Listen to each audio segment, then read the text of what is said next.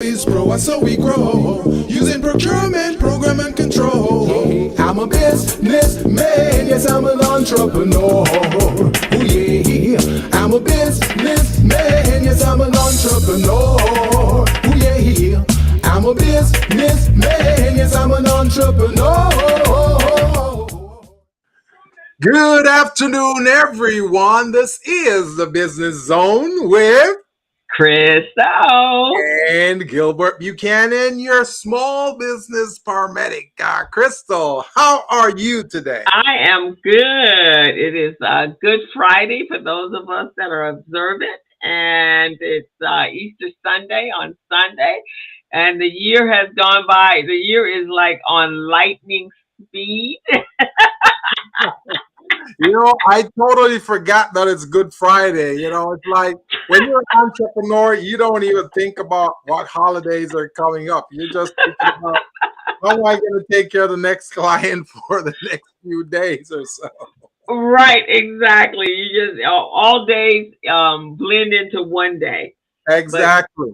yeah, the Exactly. reason I know is because my brother-in-law, uh, for every holiday, he makes a meal. So he went out to the market and Oh, to that's get the. great. So we're having ham and what's the little bitty chickens, Cornish hens,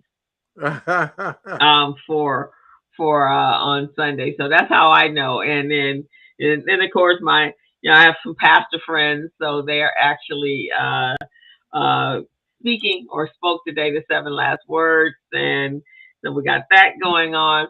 And my cousin this morning posted.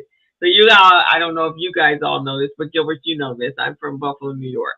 Yeah. And so, winters and spring kind of sometime on the East Coast, especially in Buffalo, sometimes it takes a little while for it to actually get into a full bloom of spring. And so Right. my cousin was putting up pictures of when she was a child and for Easter and she had little Easter outfits. And I remember when my mom was a seamstress, so she made all our clothes. So Yeah. on our way to church, she's hemming as we're going up in the door of the church. But one Easter, which was actually my first date. We went to the movies. I was in my little Easter frock. I was 16 in my Easter frock, my patent leather shoes, my white patent leather shoes. I was all in white, Easter coat, everything in white. Went to the movies, and when we came out the movies, it was snowing like cats and dogs. Oh man, that So must have burst your little bubble, freezing. The snow huh? comes at 30 below zero, below 32 degrees. Oh my God, I'll never forget that. So when she posted that this morning, I laughed. I said, "Yeah, but it could be snowing tonight." So she just texted me back and said, "Yeah, you're right. It's real cold." Talking about snow on Sunday.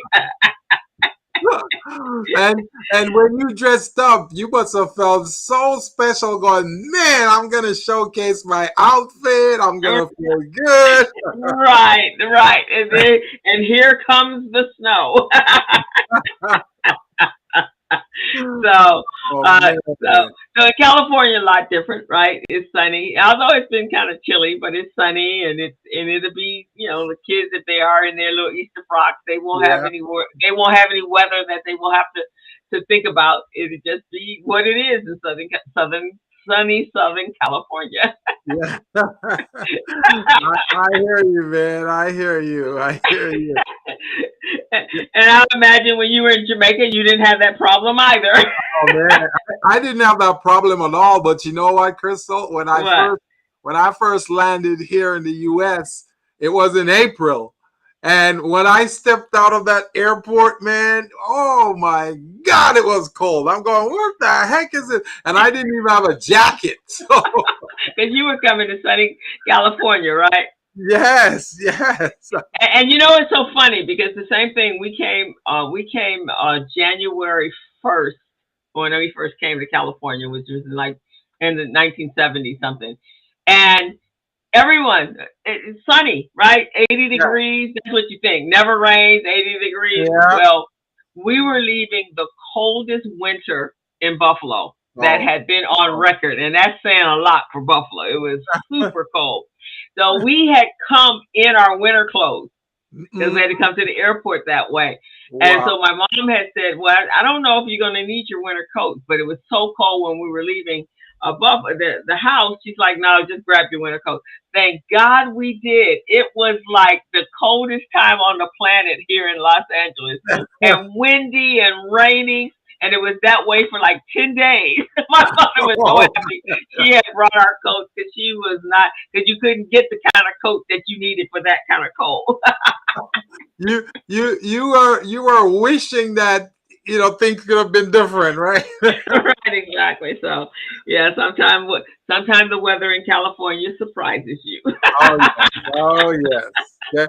That's why they said California has four seasons, and they talk about the four seasons of the year, and California, it represents that because you can go any which way in California and you get one of those seasons, right? And you can have all four seasons in one day. Exactly, man. So that is amazing, and that's part of the reason why a lot of people want to come here to California, be a transplant. I'm one of Yeah. those transplants too. So Well, me too. I have some friends that are born and raised in California, but yeah, I'm a transplant as well. But maybe majority of the people here are. maybe when we bring on our guest, she could tell us if she's a transplant too. You, Right, you, exactly. they did UCLA did a study, and I think they said 70% of the people here in California are transplants. Mhm. 70%. And Yeah. those 70%, they will stay here from anywhere from 5 to 10 years, and then they go somewhere else. Yeah, because it can be so expensive here, especially if you're Yeah, coming from a small town yeah. back east and then coming here to actually live. It's not. It took my mom. It took her about 5 years to adjust. My mother and my brother and my sister. It took them about 5 years to adjust. I loved it the minute I hit the ground. Yeah. I was the one that wanted to be Because here. you're going, man, it's not cold anymore. Not cold, outdoor life, beautiful sun. The beach is right there on the corner. So Yeah. I was made for it, but it took them a long time. And I have some friends that it took them a long time to adjust to California because it can be. It's hard to make friends. Yeah. It's a lot of stuff that goes on here that Oh, makes yeah. it You difficult. got that So, superficial. And see, Buffalo is probably because I live close to you. I live in Binghamton, New York, which is right, about what? About 200 something, maybe 300 miles away, right? right, exactly. So Binghamton and Buffalo was a lot alike in many ways because you pass people on the street and they'll say hi to you, right? Some people, Hmm. but here in California, like people looking at you funny, like, why are you talking to me? Why are you saying hi to me? I don't know you. I don't Oh know you no, like that. I don't know yeah, you like that. not easy to make friends here. I remember when I came here and I saw somebody, I probably in my neighborhood, I saw this guy and I say, hi, how you doing? How the hell do you think I should be doing? Whoa. I said, hey, I'm just trying to be friendly, man. Well, I'm not in the mood to be friendly today. I'm being a friendly Jamaican. Okay, man. All right, all right, all right. Yeah, I know. So yeah. I get you, man. I get you. So have you been back to Buffalo since? Oh no. Too cold there, man. I've been to New York City though. I mean, I love New York City, but I, not Buffalo. you know, Mm-mm. I left Binghamton. I left Binghamton in 1999, and I went back once because I had a Okay. house there, right? So I had to go Okay. visit my house. I went back once, and then after that, never again, man. I just couldn't Yeah. deal with it. I could not deal with it. I even And the sold weather and the weather's changed now, obviously, it all over the has world. changed. Yeah, it Right. has changed. But I sold my house for less, much less than the market price because I wanted to get out of there. Now I'm looking Oh, back at it, I'm going, darn, what was I thinking? right, exactly. Exactly. We're talking, Crystal, we're talking a two-family. Mhm. We're talking 3 bedrooms in each unit, two Mhm. bathrooms in each unit. It's upstairs, downstairs with a basement because East Yeah, Coast we that's gotta have and our and basement an attic and an and an attic, right? attic. Right, right, Mhm. right. Mhm. And then my yard space was 7,600 square feet, right? Guess how much I sold it for? What did you sell it for? I know. $70,000. Wow. And I think the house that we lived in, very similar to yours, we had a 4-bedroom house, 2 baths, a basement, and I don't think we didn't have that much space, but we did have a pretty big yard. So I would say Yeah, the house was about 3,000 square feet, maybe, yeah. or maybe 2,000 square feet, 2,500, and then with the backyard, I don't know, maybe we might have been on a 6,000 foot lot, and Yeah. my parents paid $90,000 for that house. See, that's what I'm talking about. So houses on the East Coast, upstate New York, was beautiful, man. The prices was good, but two things are not good up there: the weather and the fact that there's either 1% or less than 1% black people there. Right. So Well, those Buffalo, are yeah, the two things working against us. and you had that definitely with Binghamton. Buffalo, we did have more larger More percentage of blacks, black yeah, people. Yes, more black yeah, people, and we were right on the Canadian border, and yeah. so there was a lot of we had a lot of. It was very international. So The street, Canadians would come back and forth to Buffalo, right? right, and we had on the street that I grew up. We had Italians, we had Polish people, we had people from the Middle East. We didn't have Asian. We did have Puerto Ricans. We didn't have Mexicans or anything at that time. So we were a melting pot on the Yeah, street. Buffalo was as a matter of fact, was the largest city of all of those North New York cities, Right. except for Albany, right? Yeah, so for Albany. And then you had University of Buffalo, UB there, and Yeah, the medical center. So yeah, we did have a lot of people coming in to go to school and yeah, to work at the hospital. So yeah. we had a little bit of a more of a melting pot. It just was just too cold. I'm wondering, Man. Crystal. I'm wondering if you're still in Buffalo, what would things be like right now? You think you'd have a podcast like this? Do you think you'd be? No. You think you'd be that star super consultant in forensic accounting that you are? Well, actually, if I had stayed in Buffalo, my parents had not a divorce. I actually wanted to be a doctor, so I wanted to. I was in on the pathway to being. I wanted to be a pediatrician, so that's So probably what you'd be Dr. Mitchell. I'd be. Dr. Mitchell. I'd be working with children, and that's what would have happened. That would have been my life. There was no. I was working. I was working at the hospital doing. I was a red candy striper. My mom was in nursing, so it would have just. That's what would have happened. I would have been a So doctor. there would be no business zone. See that? There'd be no business zone. I wouldn't have been a business consultant. I wouldn't have been any of that. Well, yeah, no, I wouldn't have been any of that. I may have had my own practice because entrepreneurship runs in my family, but I would not be who I am today. I'd be different. And I would probably been married and had 3 or 4 children by now because that's just what you do in a cold town. That is true. That is true. You watch TV and take care of the kids, right? Right. I probably would have married a high school or a college sweetheart, and I would have settled down and be like a old lady right now. It's amazing how when we reminisce on things like these, we go, man, I wonder what could have happened, or maybe this is what would have happened, or we don't know. What do you think would have happened if you had stayed in Jamaica? Well, I would probably be like you say. I'd probably have like 4 or 5 little rugrats running around.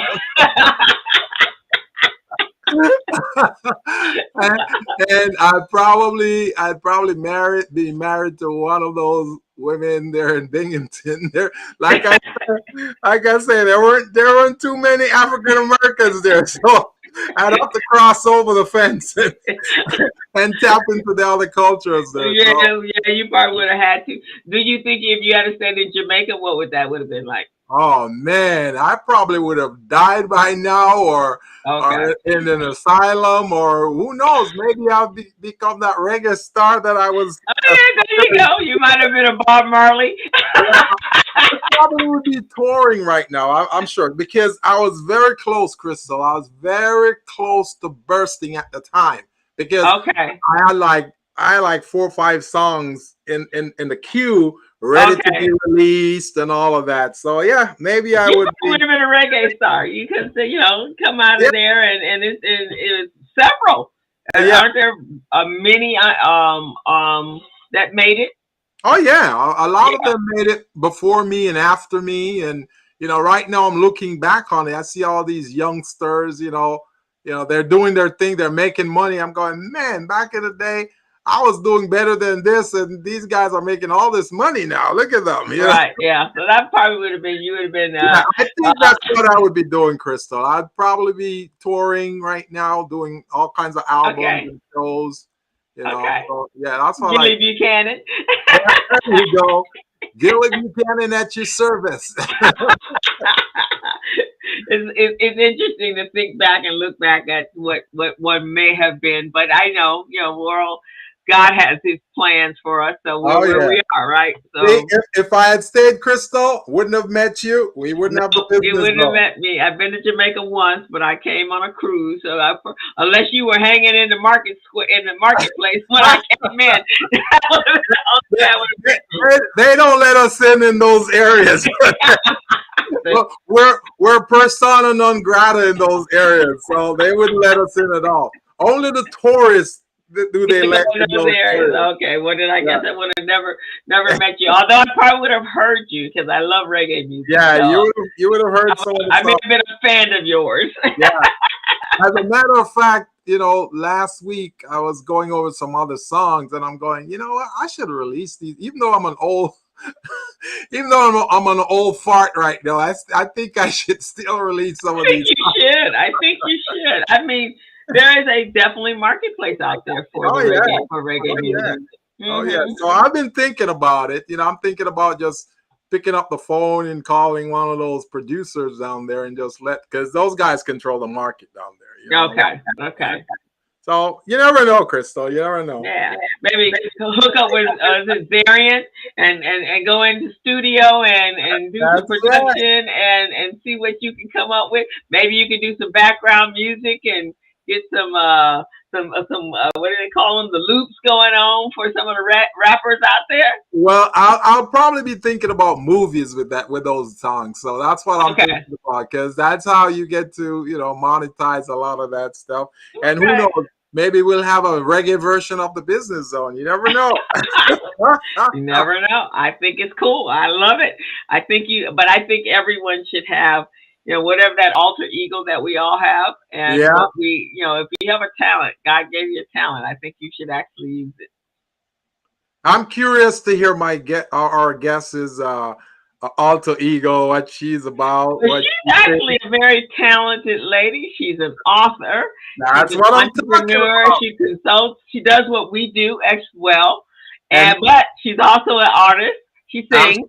See, as an artist, the artist stuff starts somewhere strange sometimes. So there's a story behind that. So I can't wait to hear it. Right.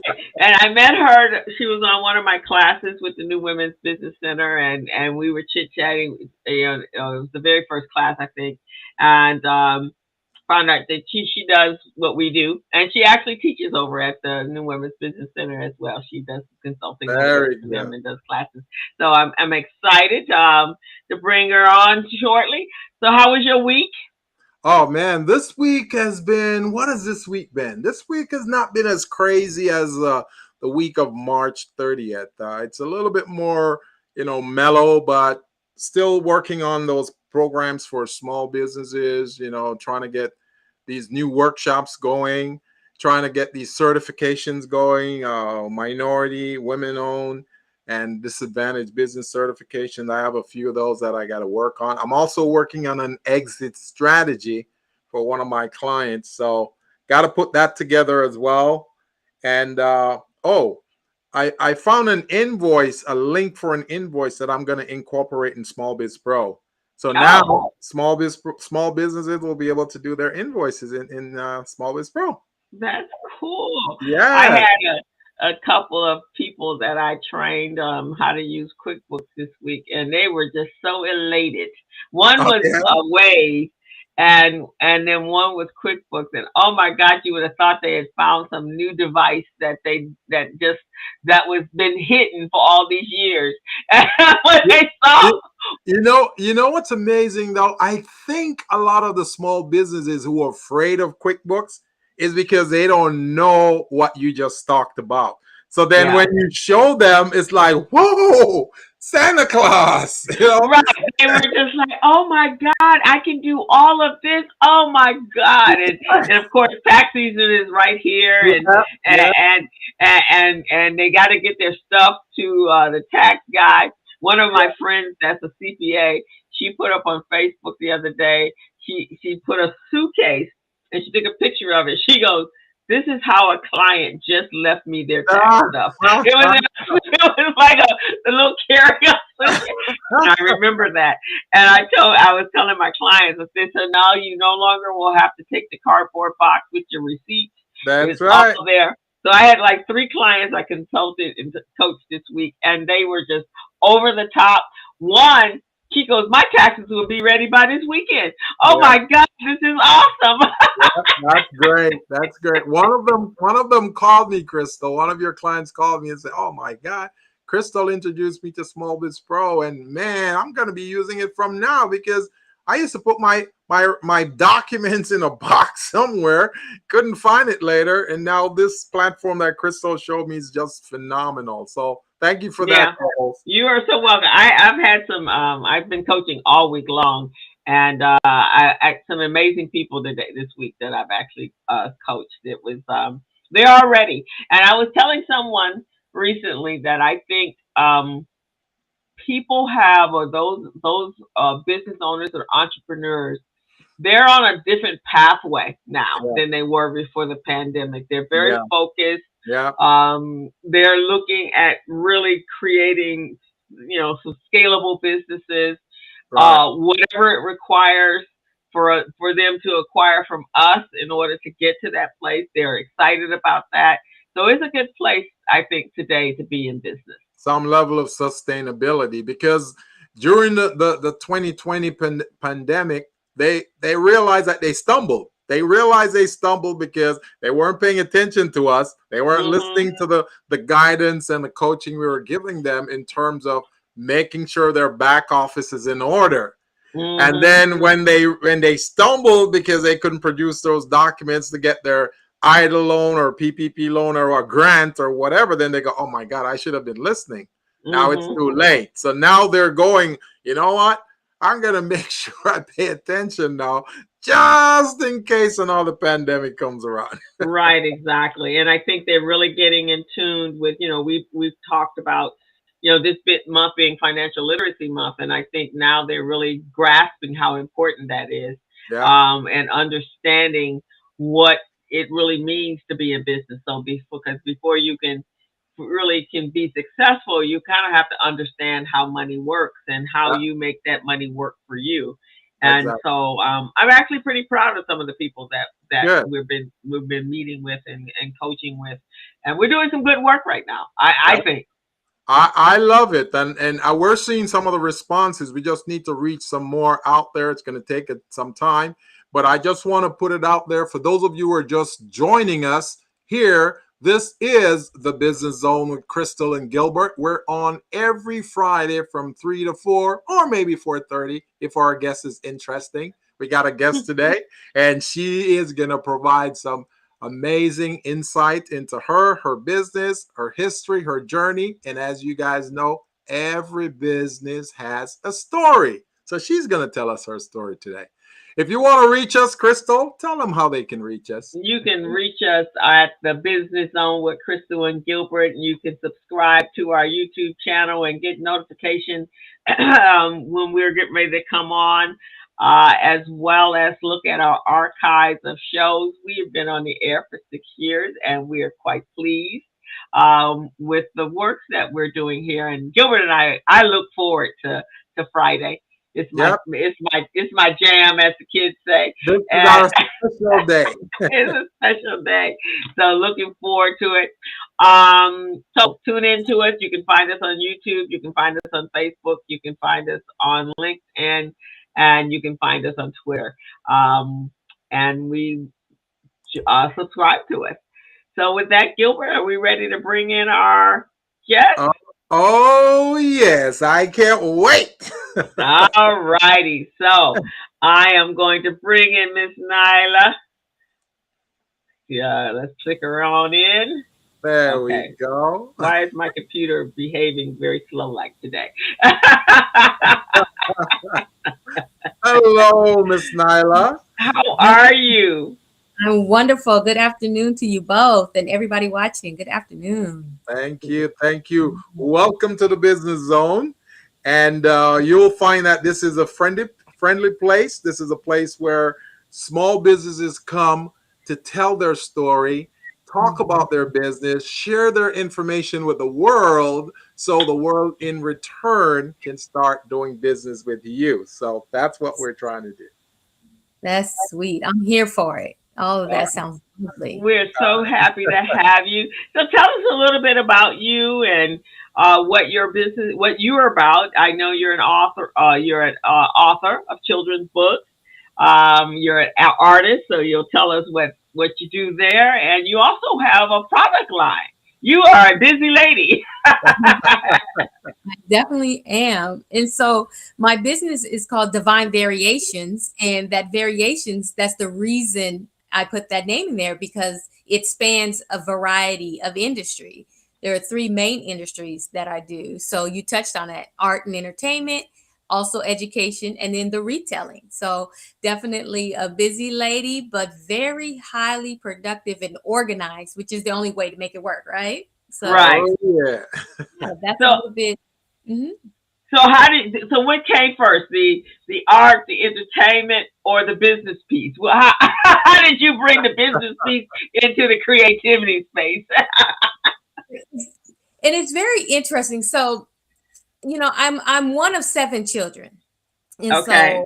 so, I've always said when you have seven children, in order to not be broke, you got to have a lot of money. And, we didn't have a lot of money growing up. So it was very chaotic, right?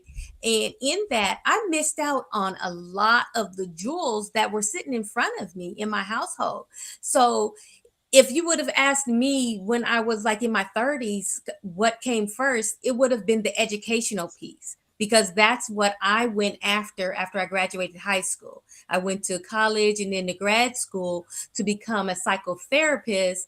And on the way in that journey, I decided I'm not really interested in the psychology and the therapy. I'm interested in consulting and using it on behalf of some other things. Mm. So that's what seemed to come first. But in all actuality, growing up in my household, my mom and dad were artists and entrepreneurs. My dad was a writer and a poet. My mom was a seamstress, an actor, and a singer.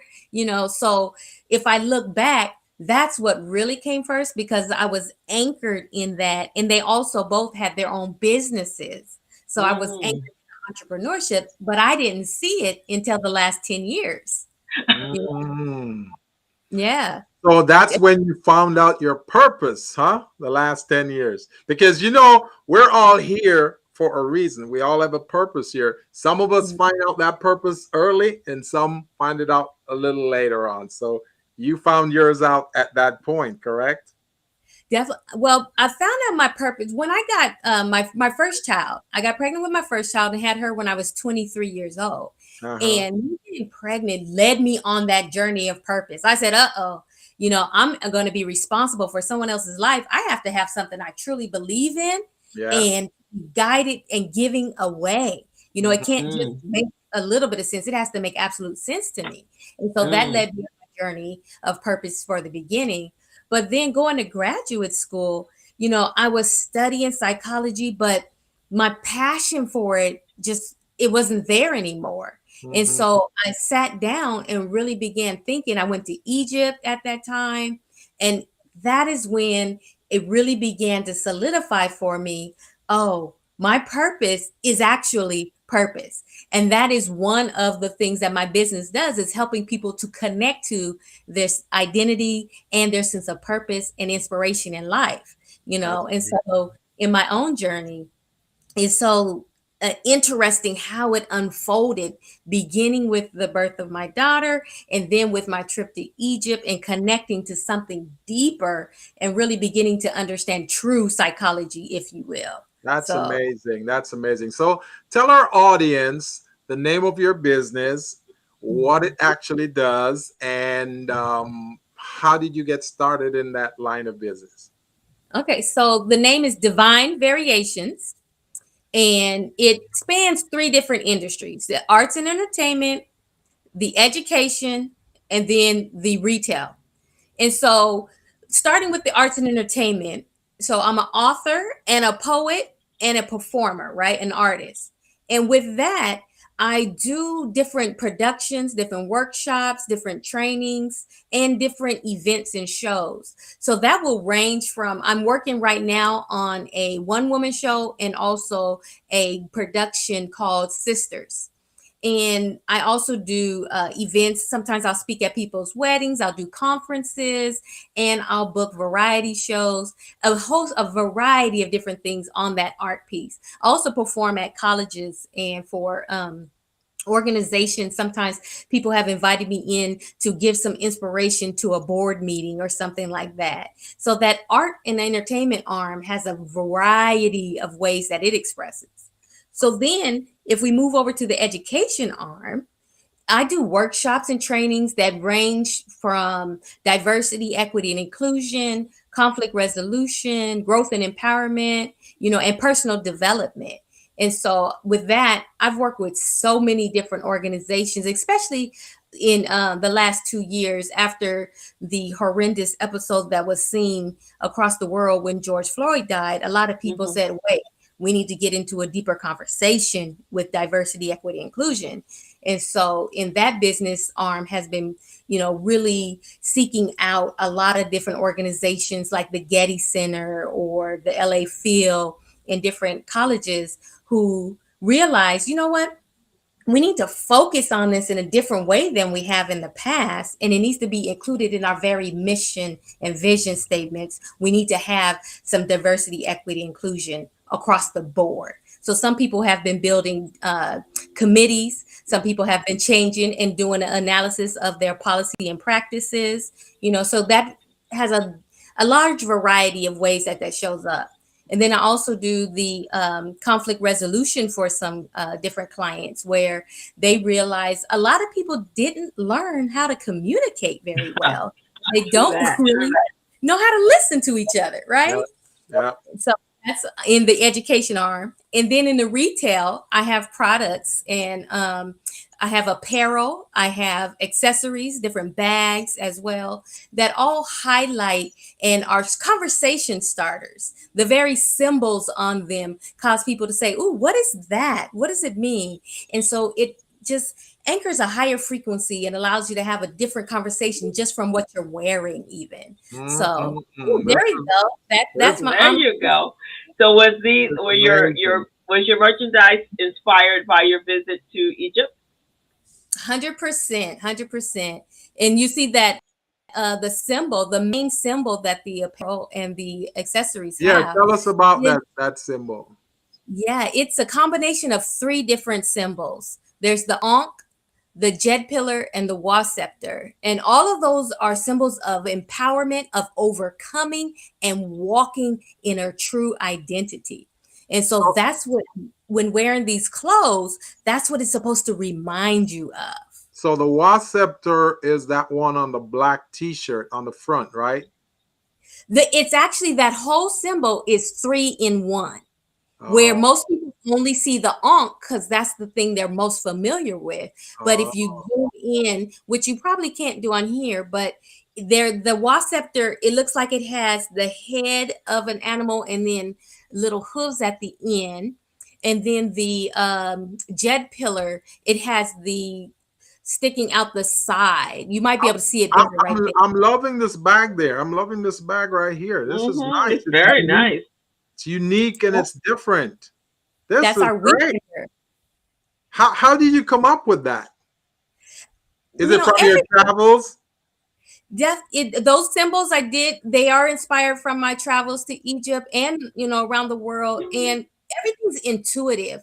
I don't say that I come up with it, rather than it comes through me, you know. Mm. So as a compliment to the other things that I'm doing, this just makes perfect sense to provide merchandise that also allows you to stay in the conversation. Do you have any Mm. ambassadors or influencers wearing and using these products? I don't You yet. should. You should. Yes, yes. That's This, something I've They're been thinking about. beautiful. yeah. You know what, Crystal? I've been watching a lot of folks in the entertainment business. Some of them are, like, some of those Jamie Foxx, all of those guys, right? Hmm. And they're wearing Tommy Hilfiger, Gucci and all of that. And in my mind, I'm going, why aren't they wearing stuff like this? Why aren't they wearing this? Why are they making those other guys richer when those guys Right. don't even care about us anyway? Why don't we work with a minority or a small entrepreneur like this? Look at these products, man. These look quality products, top of the line Beautiful. products. This is amazing. Very, very nice. And I see so the I am getting a new level of respect for you, Nailah. Looking at this, this is great. This is great. beautiful. So your children's book, what is the Nubian was it Nubian doorway, the doorway? What is As the you children's know, yeah, you all were talking about alter egos earlier in your Yeah. and so my artist persona, if you will, the name that I walk in as an artist, where some people only know me as Nubia. So some people are like, "What? Her name is Nailah? What? Hold on." You know? So Nubia the Doorway is my author name, and that's what you'll see, when you see the books at the for the author, So I have two children's books that are have been published, but then I also have my poetry book. That's the Atonement book. So the one you're looking at right now is I Create. That's one of the children's books, and the children's book, that one I Create, is really about reminding our young people that they are divine creators. They what they create is beautiful, it's good, and it comes from the depths of their being. So that's what that I Create is reminding them of, to go in That's and look at beautiful. that. So The do you artwork is amazing. So who did the cover? My daughter is my What? illustrator. Yes, my This is 25. amazing. Oh my God, she's so This talented. is amazing. Now, I'm here looking at these things and I'm thinking, why aren't these in stores like Kohl's or Target or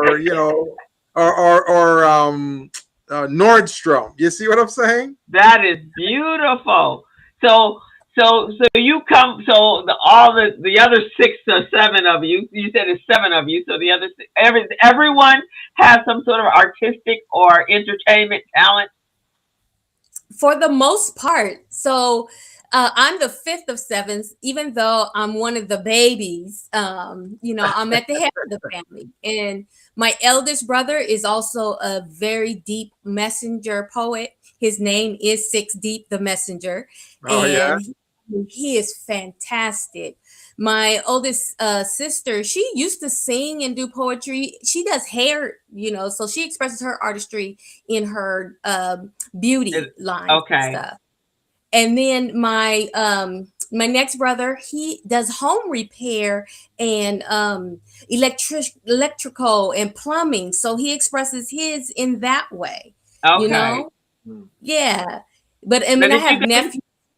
Did you guys grow up in California? Where were you born? So as your earlier conversation, I'm an implant. You're what? She's an implant. She's a transplant. Yeah, she's a transplant as well. A transplant. That's funny. Yes. I'm from Seattle, Washington. Yeah. I moved to Los Angeles area in 2004. So I've been here, I guess, longer than the average transplant.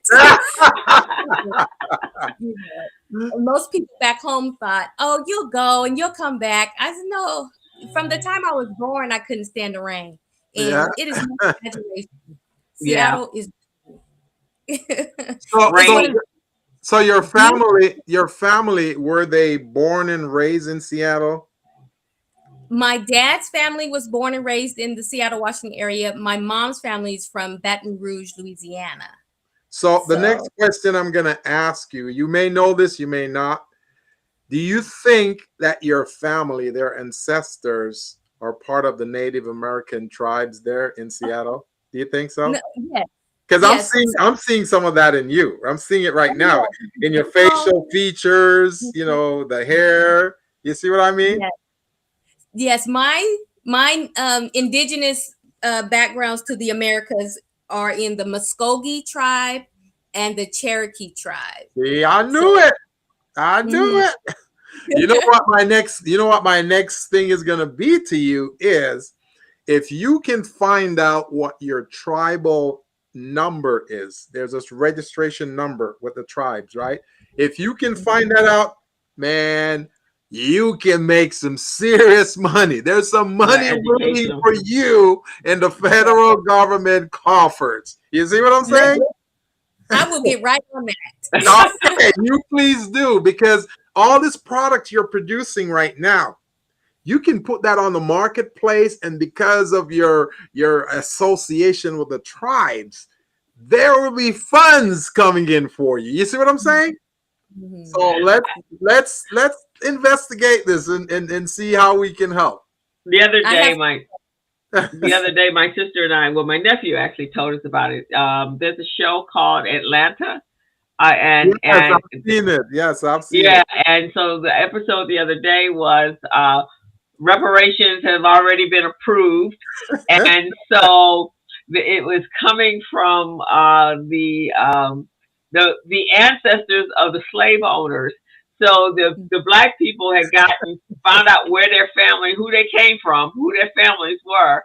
Yeah. And then they were going to the ancestors going, okay, you owe me my money. You owe me $3 million. And so it was brilliant. What's the Danny Glover. Danny Glover, he's the writer or producer or whatever that. Yeah. And so as the movie's playing out, and they're like, what are you talking about? I had nothing to do with that. And then they are having chit chat with each other. And then all of a sudden they're running to Ancestry to get their ancestry going. I'm not white. So this one guy finds out that his grandfather owned slaves. And so here come the byproduct of his grandfather. And she's like, you owe me all this money. So his wife is trying to separate from him, going, I'm Peruvian. He said, yesterday you were white. How do you get Peruvian? It was hilarious. I saw the previews for that, Crystal. I was dying. So maybe we can get Nailah to go, because I'm telling you, Nailah, they have these numbers in the tribes. You got to have that tribal number, and it's on a certificate. So with that certificate, we can go. The SBA has all these programs. We can go to that program. First of all, get you certified, right? As a Native American, okay? And minority. And then secondly, start tapping into those markets and those funds. Definitely. I'm all for it. I'm definitely gonna look into and look for you to send me, where do I even start? Yeah. No, the first place to start is with the tribes. Okay. So you already know what tribes you belong to. So all you got to do is just go and try to trace the genealogy of your family to see which one of those tribes. And who knows, maybe there's a chief right now that has ties with your family that you don't even know about. So that right there, they can tell you what your number is, and then based on that number, then now you have that.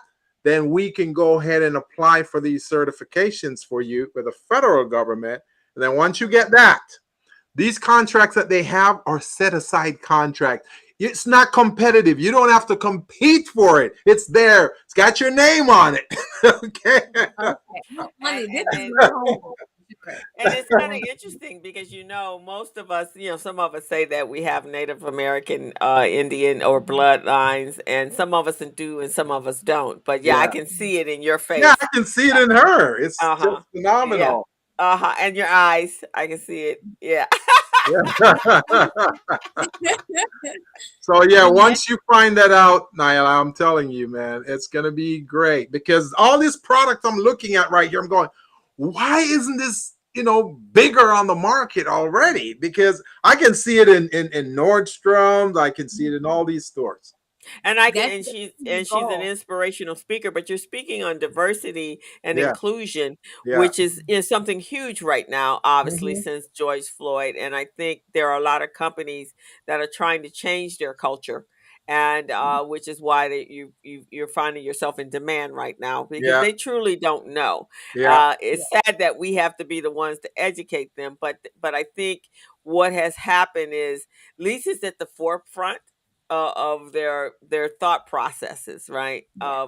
Of that, we can't live in a country that's a melting pot, and but then all of the minorities are felt to feel like they're outsiders, and especially the Native Americans, since they were here before everyone else. We hmm should Yeah, not feel like outsiders, and but you know it is what it is, right? So, but I think we're definitely. in a different place.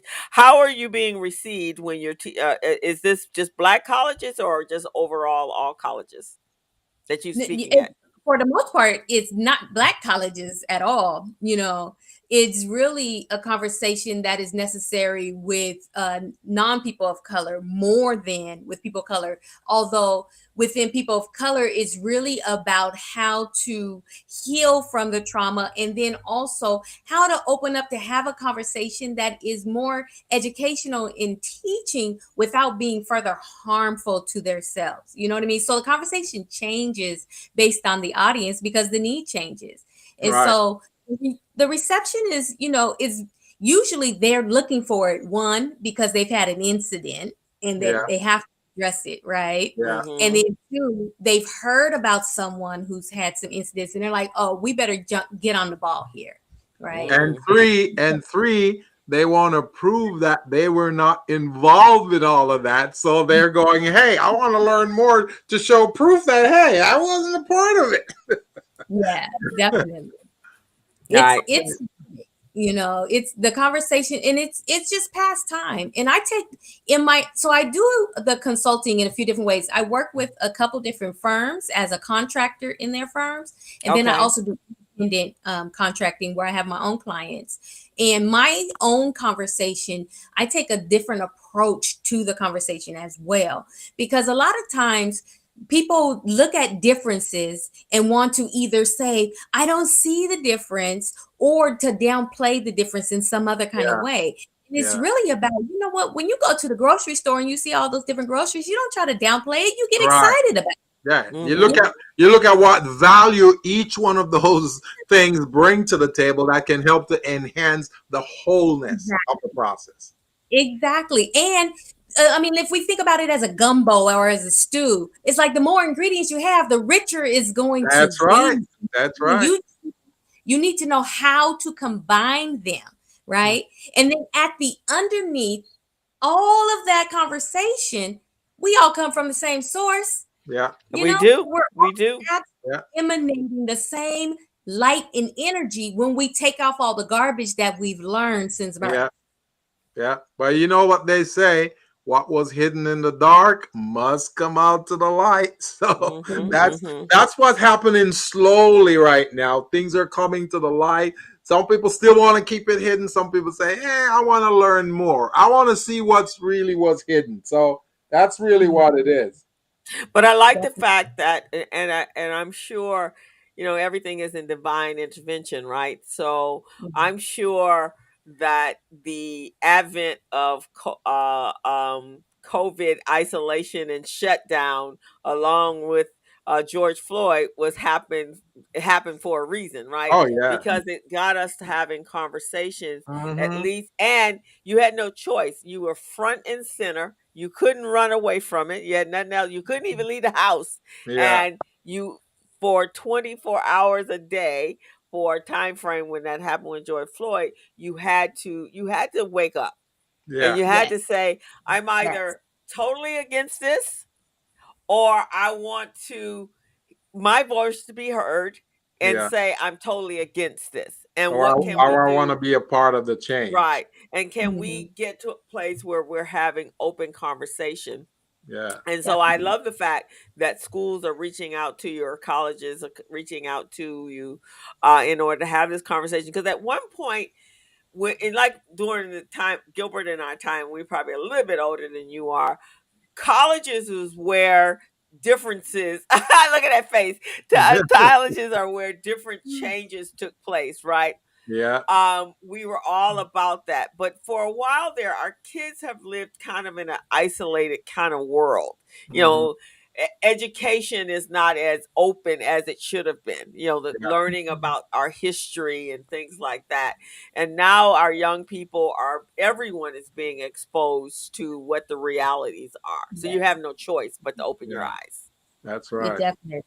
And then, people definitely, some people did choose not to open their eyes and to stay asleep, if you will, where there were a lot of people who did choose to wake up and to realize, you know what, there are many worlds happening out here that I have no idea about.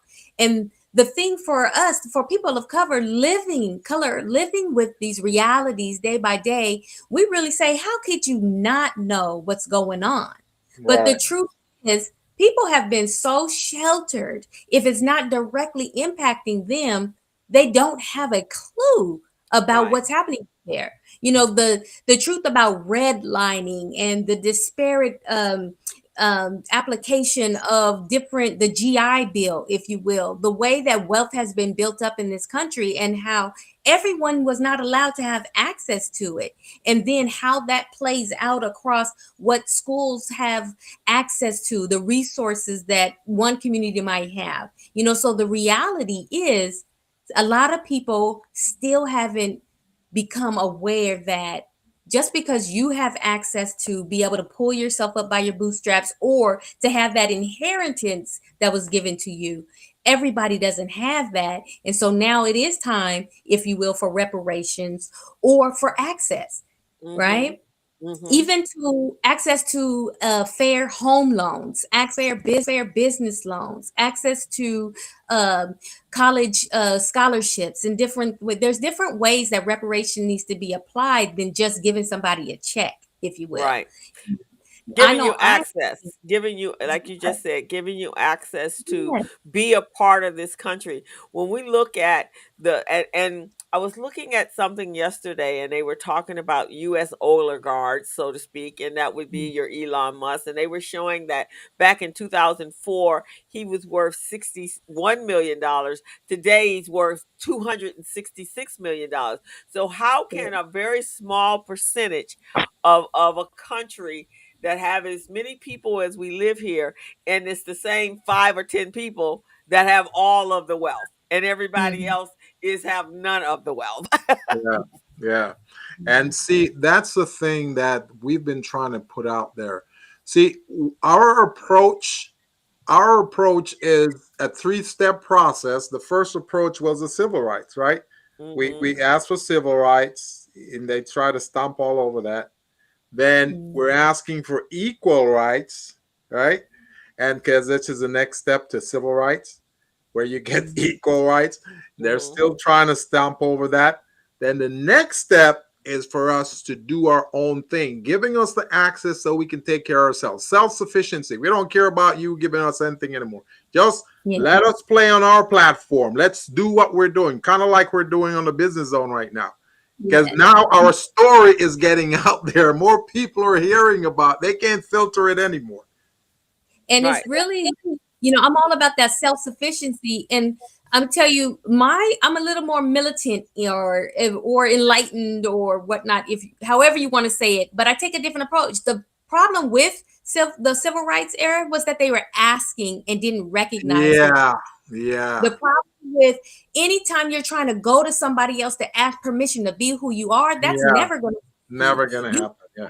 recognize who you are, right? Yeah. And that's why a big portion of what I do is first, you have to be properly identified, know who you are, know what your purpose is, and then let's come forward with the expression that will then circulate the rest of your life. And so I'm all about self-sufficiency, knowing who you are, and accessing some true power and wealth. Yeah, that's what I'm talking about. That's the next phase. I mean, the second phase isn't really happening because they're still stepping all over it.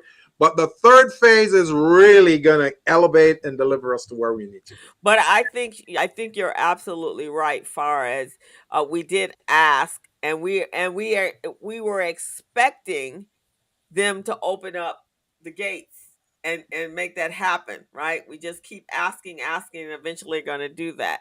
But I think we are at that place now where we have to be self-sufficient. We don't have to keep asking someone that's never going to give us anything, right? You go out and do it yourself. Even as kids, we learn that, right? Yeah. If you ask your parents and they have they don't have the means to give, then you're like, well, I'm going to get my own job and I'm going to go get what I want, right? So we're taught that as children. So I think as a people, we have to take that information and apply it to us as adults, right? Okay, fine. We're going to stop asking you. We're not asking you for anything. Just get out of our way and let us go do what we're going to do. Right. And become self-sufficient. And I personally think, and I got my own East Coast militant go along with that. I think the worst thing that did happen to us was that integration. I think we were still too new to know how to make that work for us. So we should have stayed segregated so that we could create that power, create that one voice and unity that we've been asking for, that we need. And then after that, we could have talked about inclusion. But right now, no, we need to come together as a grouping of people, just like other ethnicities do, and use our power to get what we want and to do what we need to do. You know what I want to add to this real quickly, Nailah. I'll let you speak real quickly. The one thing I want to add to this, I recognized back in, I think it was 1995, 96, 97. I recognized that what you just said, Crystal, would never happen. That we're asking for stuff and they would never give it to us. You know why? Because the U.S. government has made over 400 treaties with the Native Americans. 400 treaties, and they never kept one of those. Not one. A treaty is like an agreement. You sign paperwork saying, I'm agreeing to this and this. They never kept the word on any, over 400 of those. So if they did that to the Native Americans, what do you think they're going to do to us where they see us as the bottom of the barrel? You see what I'm saying? So that's why we got to be self-sufficient. We got to do our thing, but we need to galvanize. We need to come together, as groups, as regions, as organization, different tribes, whatever it is. We need to come together and start building that coalition and make it happen. Definitely. And there's a few key points I want to touch on, that the segregation and integration, and then how they see us and what building now.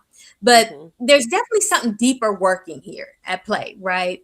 And so stepping outside of segregation or integration, when you don't know your own self-worth, you're going to fall for anything and be subjected to anything, right? Right. No one can enslave you unless you let them, period. And you know that's controversial, you know what I mean? But we're talking about right now, there are a lot of people who are living a life that is less than what their true worth is because they don't know any better. Yeah, and so true. If we just focus on right now, in this day and age, with access to everything, if you get centered in the truth of your being, then you're able to access whatever you want.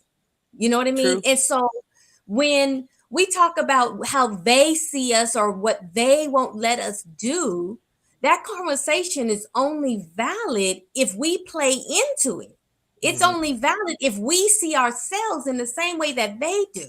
You know what I Mm-hmm. mean? Mm-hmm. And so if we think about even Black Wall Street back in the day, Yeah. and how there were so many different places before quote unquote integration Yeah. where Black excellence was achieved, Yeah. Mm-hmm. and how the focus on asking someone else for your right to be a human Yeah. tore down the beauty of the Black excellence, tore down the beauty of all Black schools having great teachers, right? Right, right, right. And if you knew what you had in the first place, you wouldn't have bought into they have something better over there. Yeah. Right, right. True that. Yeah. Yes. Yeah. So Exactly. my focus isn't on segregation or integrate. That, and I mean, it all comes back to identity, purpose, and inspiration for me. Everything does. It's Yeah. like if you know who you are, you won't fall for somebody else trying to tell you you're something else. Yeah. You Yes. just won't. Right. It's like me Yeah. telling you, yeah, me telling you you're Japanese. Whatever you say, I know you're Japanese. You gotta answer to the Japanese. Right. But you know, you That's have to know exactly who what. you are. That's Right. exactly what that is. It's And I crazy. think so the way I know the way I grew up, my mother, right, she came from the South. So she left the South because of what was happening there, and she didn't think she could stay there. She was too outspoken. So when she brought us to the North, she taught us who we were and to be proud of who we were and to stand in our excellence and make sure you achieve everything that all your things, be smart, read, learn to understand what the world is all about. And I remember when I was a child, I went to Alabama and with her, and one of my cousin's grandmother, not our grandmother but their father's mother, and the woman was upset with us as kids because we didn't say yes ma'am, no ma'am. And so Mm. she was livid because for them that's it wasn't about respect. I think it was really more about submission. Yeah. And Mm. my mother knew that was submission. And Yeah. so when my mom came back to get us, she was like yelling at fussing at my mom that you didn't raise your children right. They don't say yes ma'am and no ma'am. She goes, no they don't, because they don't have to be submissive to anybody. And that's Mhm. what that is, submission. They're respectful. They call you Mrs. whatever your last name is. They don't call you by your first name. They speak to you. That's what I taught my children. But I did not Mhm. teach my children to be submissive to anybody. And they know who they are, and they will be who they are. And so, Yeah. and if you got a problem with it, don't talk to them, talk to me, because that's where they learned it from. Yeah. And I think that is what is necessary, teaching your children to stand in who they are and be who they are, and don't let anyone think you're any lesser than you are. Yeah. Mhm. And I believe in wholeheartedly that we create our own reality based on how we think about ourselves. And Yeah. from that, the energy that we put out into the world is going to attract back to us what we think about ourselves, Yeah. right? And Yes. so if you're moving through your life thinking you deserve less than, you find yourself attracting people who treat you less than. And Mm. so it's so important for us to instill in our children, but first of all, in ourselves, the truth Yes. about who we are and our worth so that we can attract that from the people who we populate our life with. And Right. that is why the work you're doing is so crucial, because you're helping people to realize how to start questioning themselves, asking themselves, who am I? Why am I here? What's my purpose? You see what I mean? So once people start asking that more and more and more, then they're going to see what they're all about, their value, their purpose, and they're going to see what someone painted them to be is not what they're supposed to be. You see what I mean? So that's Yes. amazing. That's amazing. I applaud you for what you're doing. Said time to wake up. And I Definitely. think and that's one of the great things. I think the good things about being a coach or a consultant as we are, because Yeah, you can infuse that strength into people, yeah, right? You can make them feel power. When I teach for the new women, and I really love teaching for new women's business center, because I am able to take that to help empower some women that don't have what you and I have, or yeah, how we were raised, right? They think that I think you were on one of the classes, the first class, and they were like, well, I've tried this business 3 or 4 times and I've never got it started. And generally it's because someone has, put some morsel Mhm. in their head, right? And, Mhm. and doing this and made them feel like they weren't worthy enough to start it, or yeah, their needs Yeah. were greater than her needs. yeah. And so I try to infuse in them, don't let anything get in the way of your dream. But you know what, Crystal? I want to add something to that. And this is a study that a lot of people don't even know exists, right? So that person you're talking about, or those persons you're talking about, they're Hmm. probably from a certain region of the country, like South America. The Mm. women, the Latinas from South America, most of them are not allowed to be entrepreneurs by their husbands or by their Mhm. fathers, Mm. because their perception, the male perception in those regions, is that the women are supposed to be home cooking, taking care of the kids, doing their womanly duties. That's it. So once they become entrepreneurs, now they're looking at, hey, they're becoming independent. They're not going to be doing those things anymore. Who's going to do this when she's out there doing this? And remember, as an entrepreneur, what are some of the biggest things you got to do? You got to be out there networking, right? So these women are networking in the evening time, way after dinner time, until maybe 9 o'clock at night. They're not seeing that. The husbands and fathers are not seeing that. They're going, wait. Who are they out there with? At 9 at night, networking. You see, so that's why a lot of those Latinas from the South American areas, they are a little bit skittish about entrepreneurship, and they're not sure if they want to do it or how they're going to make it successful. Ah, I see. Definitely. Yeah, Yeah. I'm loving this conversation. I want to make sure before we get off too, there's a theme that I've kept hearing, and I have a poem that goes along with it, Wake Up. So before we conclude, I want to make sure I do that too. Oh Oh, yes, for sure. We'd love let's to hear let's it. hear Love it. to hear it. So when you're, because I know you teach over with the New Women's Business Center as well, right? You do some consulting with them. No, right now I'm just getting business consulting from them. As Oh, you remarked earlier, like, no, this needs to be out in Nordstrom and in different places. That's what I'm doing consulting to take my business to the next level Good, across awesome. the board. good, good. Let me ask you Awesome. this real quickly, because this is something that's critical with Crystal and I and our small businesses that we coach. Do you have videos on these products that you showed us that can demonstrate the product or showcase the products in a promo type of way? Do you have that? No, I need to do that for Yeah. sure. Yes, that's Mhm. one of the first things you want to do, especially if you're going to Nordstrom's and those places. You want to have those videos so you can send it to them, have them watch it, watch people modeling it, just like you have them on the screen that Crystal showed us. You want to show them Mhm. wearing it. You see what I mean? And if you can get a few ambassadors in there, man, a few influencers doing that, oh, that's phenomenal. All I right, think that's a, gonna a be my second piece of homework. I think a fashion show would be great. Yes. Yes. Yeah, I think a fashion show would Supposed be to be awesome. I'm supposed to be part of a virtual fashion showcase on April 30th. And then later this year, they're doing a fashion show in November. But definitely, I might plan to do a separate fashion show before that, like in June. Mhm. Okay.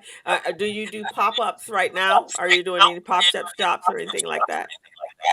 No, I've done a few festivals and conferences, but for the most part, I sell at events or workshops that I'm doing to the attendees of those things.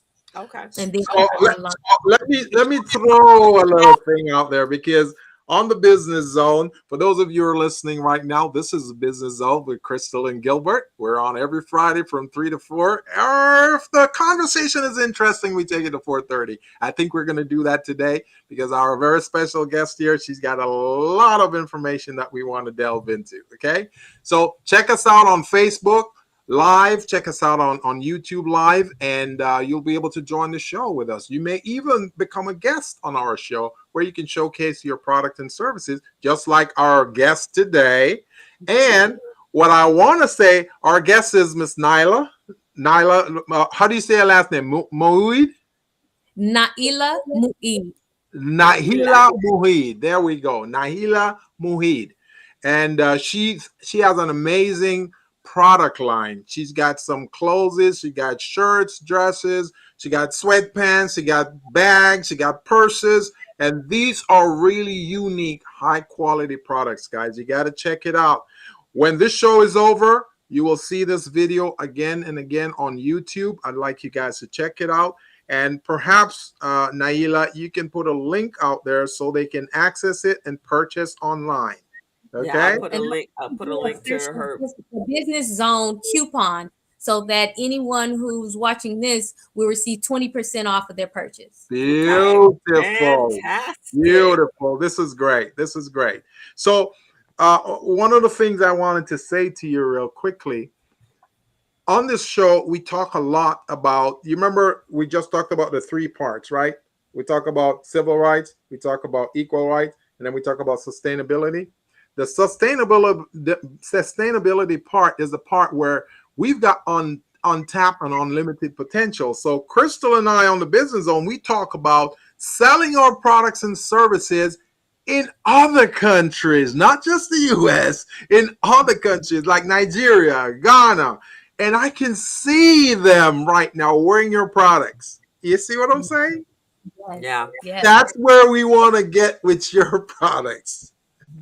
Yeah, that is the mainstream. I remember my girlfriend, because I got a lot of African clothing and wear, and after I watched the Black Panther, I wanted to change all my wear to that wear, throw away all my Western gear.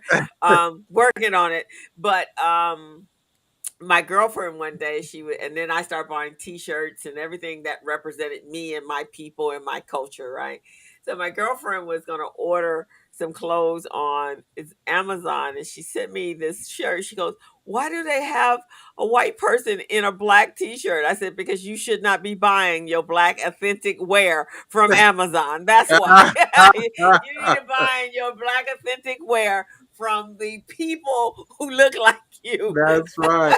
Because you don't know what you're getting. She goes, "Oh, I said, no. I said, if I'm going to buy, I buy from Etsy, because I know who the designers are or whoever the owners are. And on Instagram, if I see on someone's page, I don't buy my African wear or my African T-shirts or my black T-shirts from Amazon." So everybody know, you guys need to go over to Divine Variations, get that beautiful wear. I love that Weekender bag. I'm gonna have to purchase that bag. I like it. I'm not a woman, but I like it. Okay. It's not a woman's bag. That's definitely a unisex bag. Really? Oh yeah. That's great. Let me put it back up again. So now you want to read us your? Oh, that is beautiful. That's very nice, man. Very, very nice. Yeah. So your website is divinevariations.com, right? Yes. So folks, you want to go out to www.divinevariations.com, check out the website, check out the products on there, and you can gain access also to Miss Nailah Muied, and she can definitely provide you guys some guidance, some comments, conversations, talk about these things. So now she's gonna bless us with her entertainment artistic talents, and she's gonna read a poem to us. Wait, before you read, Tyler Perry is calling me. He's asking who you are. So let me see if I can connect.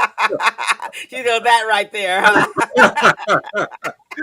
Let me connect you. Yes. I'm here for all of that. Let's go ahead and be in some shows. Let's do some voiceovers. the whole nine. That's what I'm talking about. Sounds All right. good. So, just to talk a little bit about this book, this is Atonement, and Yeah. it is two different projects in one.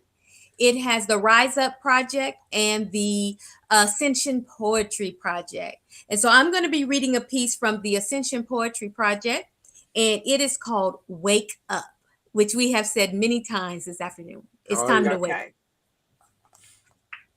Wake up.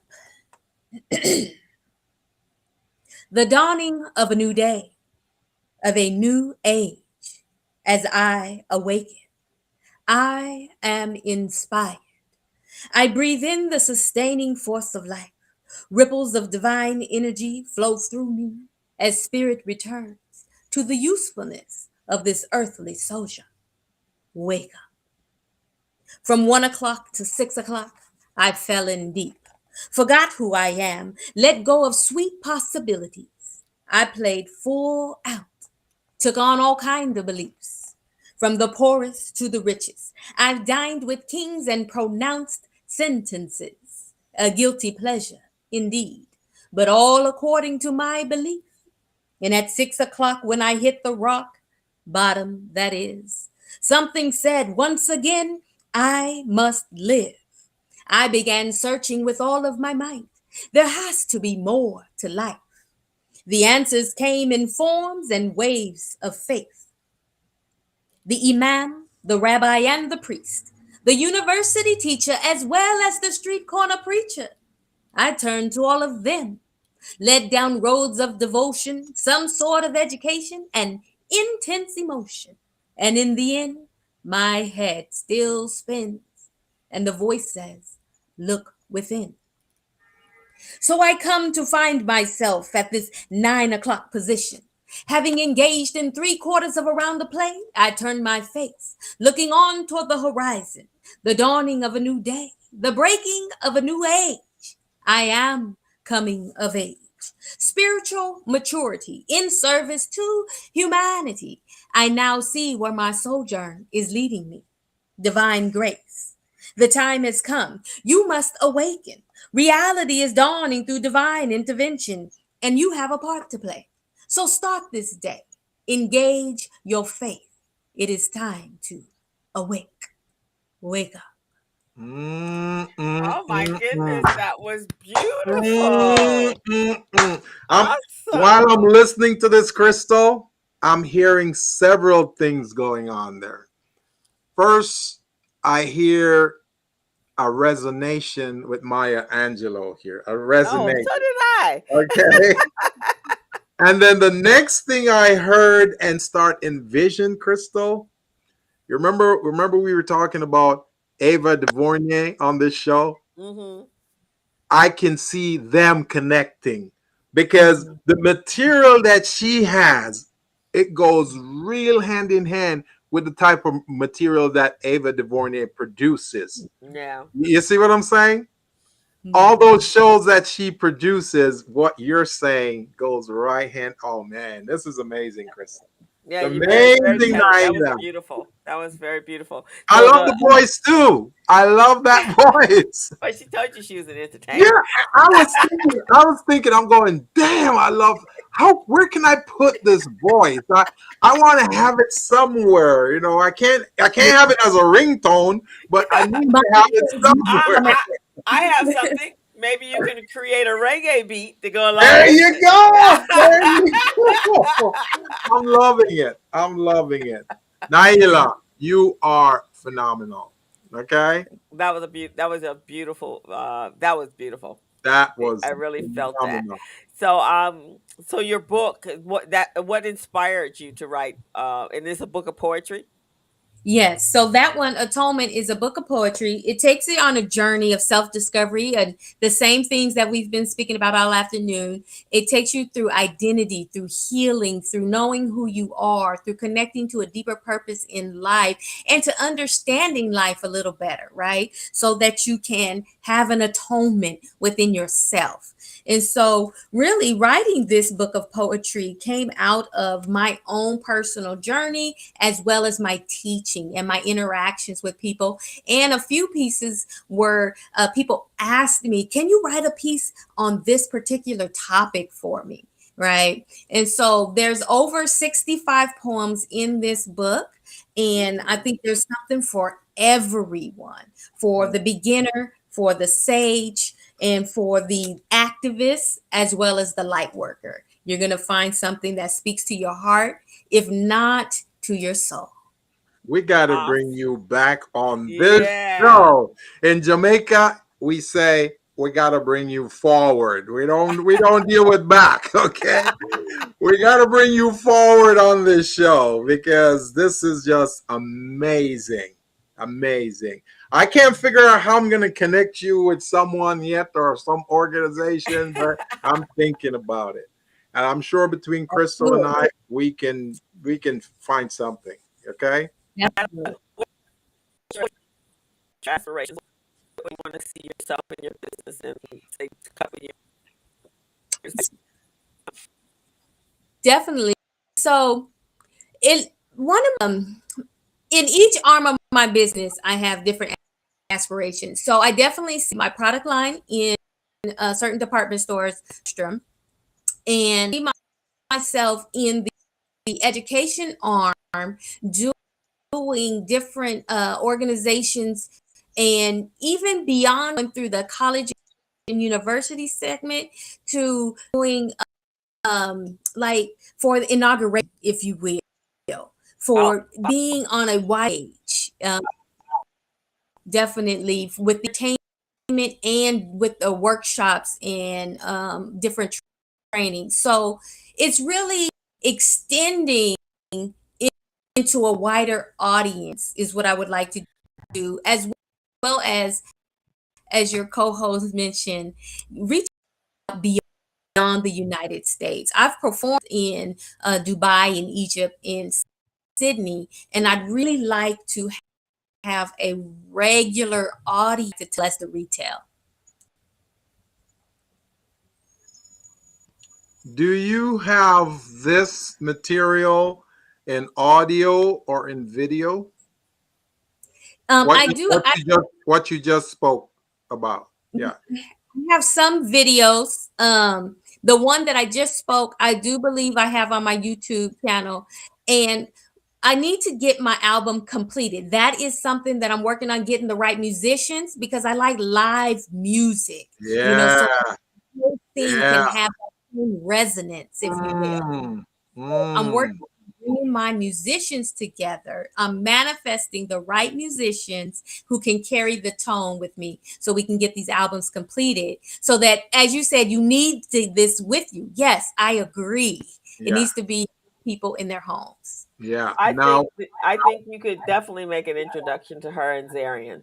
Yeah, I think so too, because he has this show every year. I think it's August, right? July or August, where they do the artwork, where they present poets, authors like yourself, and with the music and like you talked about in the background, I can feel it. I can hear it right now. And he's very woke. He's in that space. Nailah, you're in Los Angeles? Yes, I'm in Los Angeles. Okay. For how long? So I also want to do Essence Fest, like that's biggest Black Excellence Festival, and I want to do Essence Fest. Yeah, I think that would be a good introduction to her and Zarian, because Zarian is really tied into the entertainment world. Yes, he is. He's very grounded, and he's a videographer as well as a photographer. He was on the show recently, and he did they just created a movie. They had a Black Excellence or Black Essence show, right? Yeah, they did remember the movie they did? Broadcast. They did it live in Lamert Park. Yeah. I think that would be a good introduction to you, because he has some arms that extend, and he's well respected in the industry. And I think you guys could connect. So Gilbert, maybe we can make that happen. We can definitely make that happen. And what I'm also thinking, Crystal, I mean, this may be like wild and crazy, but we are wild and crazy. That's what we do in order to be different, right? So I'm thinking you put these things together, like the video or the audio. You send a copy of that to Oprah, or you send a copy of that to Ava DuVernay. I'm telling you, man, this is the kind of material those guys look for. You see what I mean? And Well, connecting with those two, whoo, you're on yeah. your way. And with the Done. social media, as long as you're on social media and just reaching out and making sure Yeah, you're very prolific about the information you put out there, I'm yeah. gonna I know you connected to our LinkedIn this morning. I'm gonna link in with you as well. And anyone else, there's a young lady that I am coaching. She is also a entertainer. She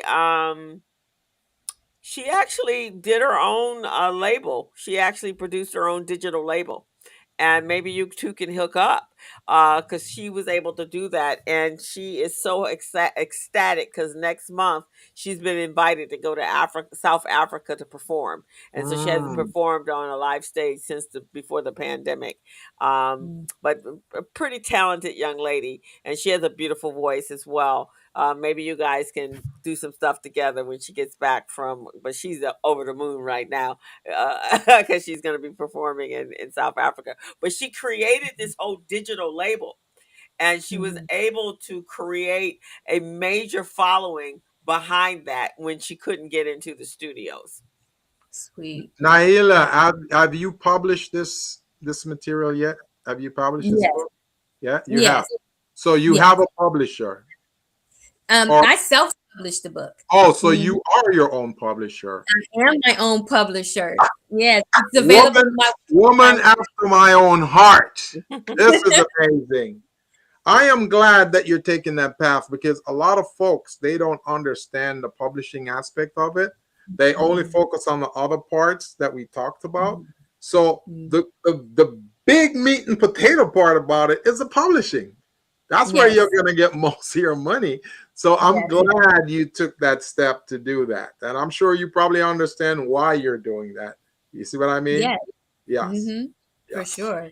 This And is it's definitely a journey that more people, it takes more work, but in the end, as you said, it's more profitable, if you will. yes. Oh And yeah. you know more of the ins and outs. Yes. Yes.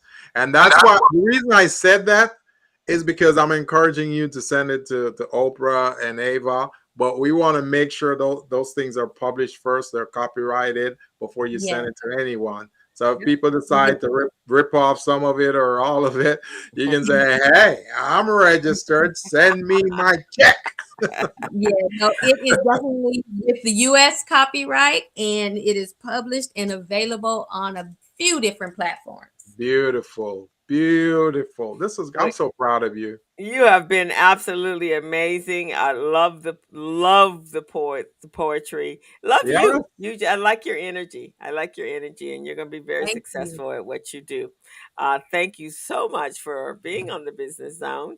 You will get a copy of this, and you can do whatever. And it's actually streaming live on your Facebook page as well.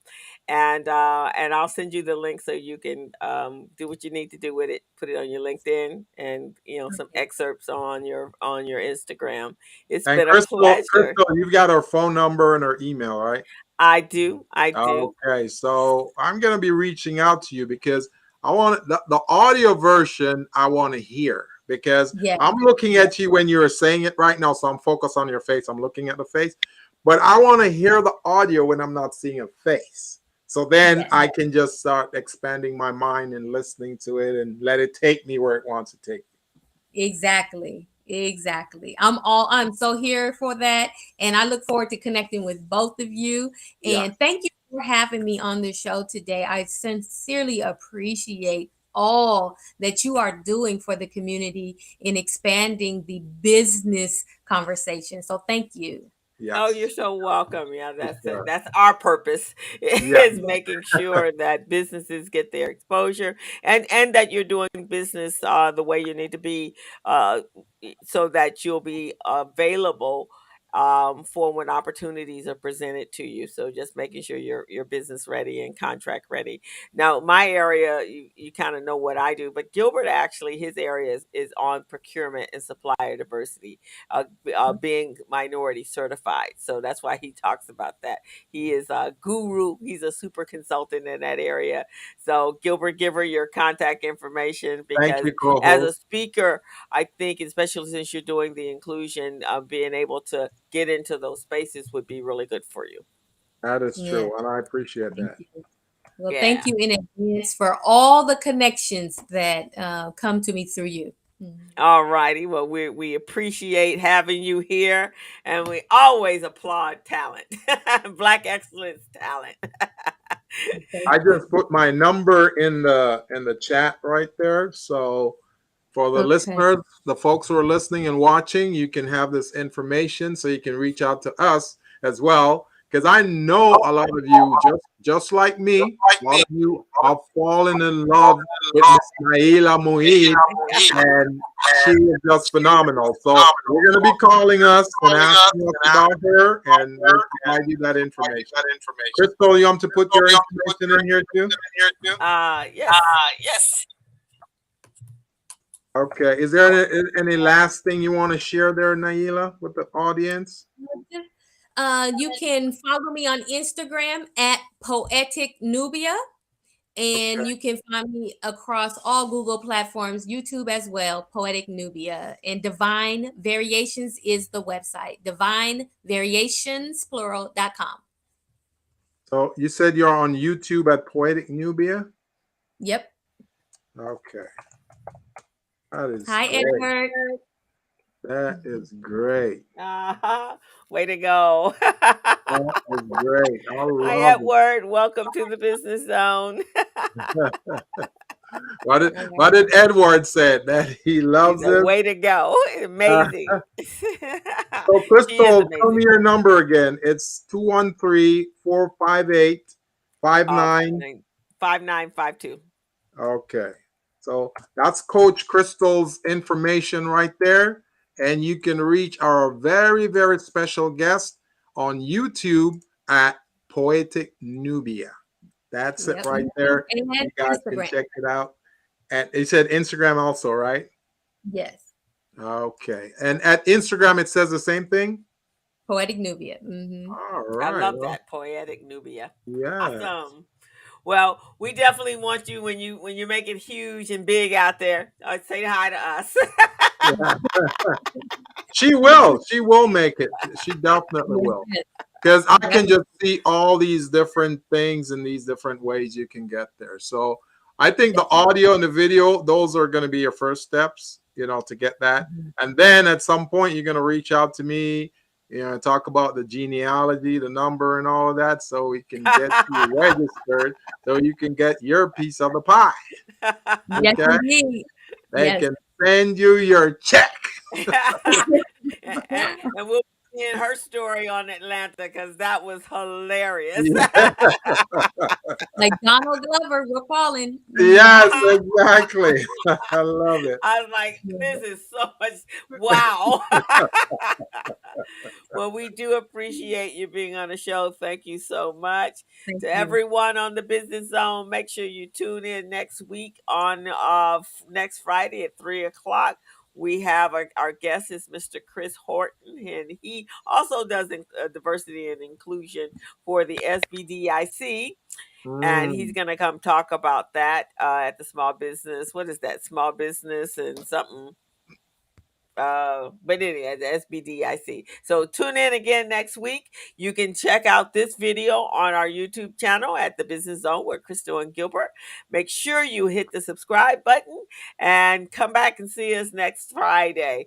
And Nailah, again, it's been our pleasure, and we are so happy to have you on the Business Zone, and we look forward to whatever the future brings for all of us. Indeed. Yeah, Talk to you soon. definitely. Don't be a All righty. stranger. You are Gilbert. now one of us here on the Business Zone. So All right.